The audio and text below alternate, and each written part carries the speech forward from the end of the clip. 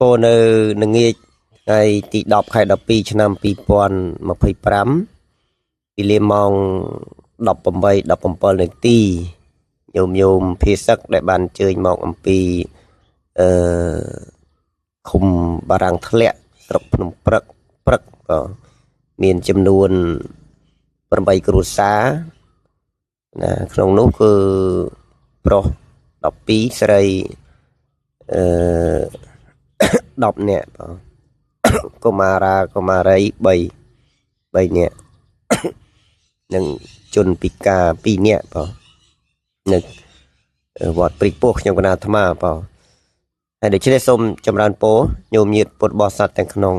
ក្រៅប្រទេសលេងបណ្ដាញសង្គម Facebook ស្គាល់ខ្ញុំគណៈអាត្មាសូមជំនួយជាសម្ភារៈបងជាសម្ភារៈញោមញាតិអាចតាក់ទងមកតាមឆាតអាត្មាឬក៏តាមខ្ជូអរកូដខ្ញុំគណៈអាត្មាភាពផ្ទាល់បងហើយសូមអរគុណនិងអរគុណចំពោះញោមញាតិប្រុសស្រីទាំងអស់ទៀតណាបងដែលបានចូលរួមតវិការណាជាពិច័យទៀត